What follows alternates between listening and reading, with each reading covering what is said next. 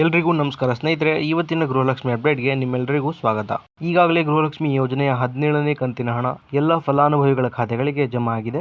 ಈಗ ಎಲ್ಲ ಮಹಿಳೆಯರು 18ನೇ ಕಂತಿನ ಗೃಹಲಕ್ಷ್ಮಿ ಹಣ ಏನಿದೆ ಅದು ಯಾವಾಗ ಜಮಾ ಆಗುತ್ತೆ ಅಂತ ಎಲ್ಲರೂ ಕೂಡ ಕಾಯ್ತಾ ಇದ್ದಾರೆ. 18ನೇ ಕಂತಿನ ಹಣ ಯಾವಾಗ ಜಮಾ ಆಗುತ್ತೆ ಅಂತ ಈ ಒಂದು ವಿಡಿಯೋದಲ್ಲಿ ತಿಳಿಸ್ಕೊಡ್ತೀನಿ ಸ್ನೇಹಿತರೆ. ಹಾಗೇನೆ 18, 19 ಮತ್ತು 20ನೇ ಕಂತಿಗೆ ಸಂಬಂಧಪಟ್ಟ ಹಾಗೆ ಒಂದು ದೊಡ್ಡ ಗುಡ್ ನ್ಯೂಸ್ ಇದೆ ಸ್ನೇಹಿತರೆ. ಇದರ ಬಗ್ಗೆನೂ ಕೂಡ ತಿಳಿಸ್ಕೊಡ್ತೀನಿ. ಇದರ ಜೊತೆಗೆ ನವೆಂಬರ್ ತಿಂಗಳ ಅನ್ನಭಾಗ್ಯ ಹಣ ಏನಿದೆ ಅದು ಈಗಾಗಲೇ ಬಹುತೇಕ ಜಿಲ್ಲೆಗಳಿಗೆ ಜಮಾ ಆಗೋಕೆ ಶುರುವಾಗಿದೆ.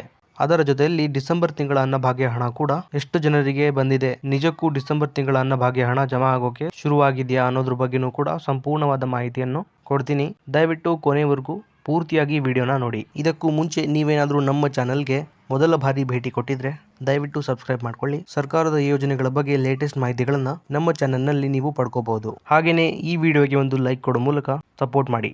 ಮೊದಲನೇದಾಗಿ ಅನ್ನಭಾಗ್ಯ ಯೋಜನೆಯ ಡಿಸೆಂಬರ್ ತಿಂಗಳ ಹಣ ಎಷ್ಟು ಜನರಿಗೆ ಜಮಾ ಆಗಿದೆ ಅನ್ನೋದನ್ನ ನೋಡೋದಾದ್ರೆ ಇದುವರೆಗೆ ಸುಮಾರು 30ರಿಂದ 40ರಷ್ಟು ಫಲಾನುಭವಿಗಳಿಗೆ ಮಾತ್ರ ಅನ್ನಭಾಗ್ಯ ಯೋಜನೆಯ ಡಿಸೆಂಬರ್ ತಿಂಗಳ ಹಣ ಜಮಾ ಆಗಿರುವಂತದ್ದು ಸ್ನೇಹಿತರೆ. ಇದು ಕೂಡ ಒಂದು ಗುಡ್ ನ್ಯೂಸ್ ಅಂತಾನೆ ಹೇಳ್ಬೋದು. ಯಾಕಂದ್ರೆ ಅನ್ನಭಾಗ್ಯ ಯೋಜನೆಯ ಪೆಂಡಿಂಗ್ ಇದ್ದಂತಹ ನವೆಂಬರ್ ತಿಂಗಳ ಹಣ ಹಾಗೆ ಡಿಸೆಂಬರ್ ತಿಂಗಳ ಹಣ ಕೂಡ ಫಲಾನುಭವಿಗಳ ಖಾತೆಗಳಿಗೆ ಜಮಾ ಆಗೋಕೆ ಶುರುವಾಗಿದೆ ಸ್ನೇಹಿತರೆ. ಇನ್ನೂ ಕೂಡ ಸಾಕಷ್ಟು ಜನರಿಗೆ ಡಿಸೆಂಬರ್ ತಿಂಗಳ ಹಣ ಜಮಾ ಆಗಿಲ್ಲ.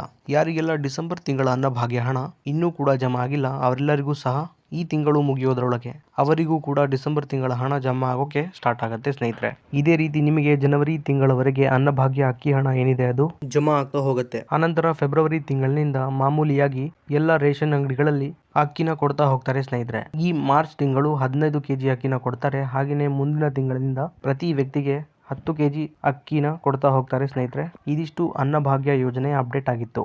ಇನ್ನು ಈಗ ಗೃಹಲಕ್ಷ್ಮಿ ಯೋಜನೆಯ ಅಪ್ಡೇಟ್ ನೋಡೋದಾದ್ರೆ ಸಾಕಷ್ಟು ಜನರು 18ನೇ ಕಂತಿನ ಹಣ ಯಾವಾಗ ಜಮಾ ಆಗುತ್ತೆ ಅನ್ನೋದ್ರ ಬಗ್ಗೆ ಕೇಳ್ತಾ ಇದ್ದೀರಾ. 18ನೇ ಕಂತಿನ ಗೃಹಲಕ್ಷ್ಮಿ ಹಣದ ಬಗ್ಗೆ ಹೇಳೋದಾದ್ರೆ ಈ ಮಾರ್ಚ್ ತಿಂಗಳು ಏನಿದೆ ಈ ತಿಂಗಳ ಒಳಗೆ ಯಾವೆಲ್ಲ ಕಂತುಗಳು ಪೆಂಡಿಂಗ್ ಇದೆ ಆ ಎಲ್ಲಾ ಕಂತುಗಳ ಹಣನ ರಾಜ್ಯ ಸರ್ಕಾರ ಖಂಡಿತವಾಗಿ ಜಮಾ ಮಾಡಲೇಬೇಕಾದ ಅಗತ್ಯ ಇದೆ ಸ್ನೇಹಿತರೆ. ಯಾಕಂದ್ರೆ ಇದು ಫೈನಾನ್ಷಿಯಲ್ ಎಂಡಿಂಗ್ ತಿಂಗಳಾದ್ರಿಂದ ರಾಜ್ಯ ಸರ್ಕಾರ ಯಾವುದೇ ರೀತಿಯ ಹಣಕಾಸು ವ್ಯವಹಾರವನ್ನ ತಿಂಗಳ ಒಳಗೆ ಮುಗಿಸಲೇಬೇಕಾಗಿದೆ. ಹಾಗೇನೆ ಗೃಹಲಕ್ಷ್ಮಿ ಯೋಜನೆಯ 18ನೇ ಕಂತಿನ ಹಣವನ್ನ ಯಾವಾಗ ಸರ್ಕಾರ ಜಮಾ ಮಾಡಬಹುದು ಅಂತ ನೋಡೋದಾದ್ರೆ ಈ ತಿಂಗಳ ಕೊನೆ ವಾರದೊಳಗೆ ಅಂದ್ರೆ 25ನೇ ತಾರೀಕಿನ ಮೇಲೆ ಯುಗಾದಿ ಹಬ್ಬದ ಒಳಗಾಗಿ ಎಲ್ಲಾ ಫಲಾನುಭವಿಗಳಿಗೆ ಗೃಹಲಕ್ಷ್ಮಿ ಯೋಜನೆ 18ನೇ ಕಂತಿನ ಹಣನ ಸರ್ಕಾರದ ಕಡೆಯಿಂದ ಜಮಾ ಮಾಡೋದಂತೂ ಖಂಡಿತ ಸ್ನೇಹಿತರೆ. ಯಾಕಂದ್ರೆ ಈಗ ಬೇಗ ಹಣಕಾಸು ಇಲಾಖೆಯಿಂದ ಮಹಿಳಾ ಮತ್ತು ಮಕ್ಕಳ ಕಲ್ಯಾಣ ಇಲಾಖೆಗೆ ಹಣ ಏನಿದೆ ಅದು ಬಿಡುಗಡೆ ಆಗ್ತಾ ಹೋಗುತ್ತೆ ಸ್ನೇಹಿತರೆ. ಸರಿನಾ? ಹೀಗೆ ಹಣ ಬಿಡುಗಡೆಯಾದ ನಂತರ ಮಹಿಳಾ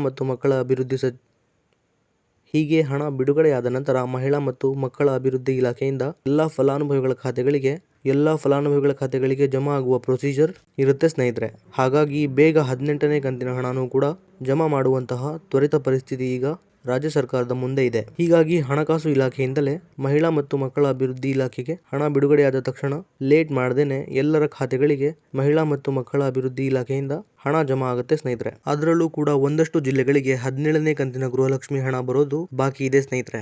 ಈ 17ನೇ ಕಂತಿನ ಹಣ ಏನಿದೆ ಅದು ಎಲ್ಲ ಜಿಲ್ಲೆಗಳಿಗೆ ಜಮಾ ಆಗಿ ಕ್ಲಿಯರ್ ಆದಮೇಲೆ 18ನೇ ಕಂತಿನ ಹಣ ಕೂಡ ಜಮಾ ಆಗುವಂತಹ ಪ್ರೊಸೀಜರ್ ಸ್ಟಾರ್ಟ್ ಆಗುತ್ತೆ ಸ್ನೇಹಿತರೆ. ಇದಿಷ್ಟು ಇವತ್ತಿನ ಮಾಹಿತಿ ಆಗಿತ್ತು ಸ್ನೇಹಿತರೆ. ನಿಮ್ಗೆಲ್ಲರಿಗೂ ತಿಳಿಸ್ಕೊಟ್ಟಿದ್ದೀನಿ. ಇದೇ ರೀತಿ ಎಲ್ಲಾ ಮಾಹಿತಿಗಳಿಗೆ ದಯವಿಟ್ಟು ನಮ್ಮ ಚಾನೆಲ್ನ ಸಬ್ಸ್ಕ್ರೈಬ್ ಮಾಡ್ಕೊಳ್ಳಿ. ಹಾಗೇನೆ ಈ ವಿಡಿಯೋಗೆ ಒಂದು ಲೈಕ್ ಕೊಡೋ ಮೂಲಕ ಸಪೋರ್ಟ್ ಮಾಡಿ. ಮತ್ತೆ ಮುಂದಿನ ವಿಡಿಯೋದಲ್ಲಿ ಸಿಗೋಣ. ಧನ್ಯವಾದ.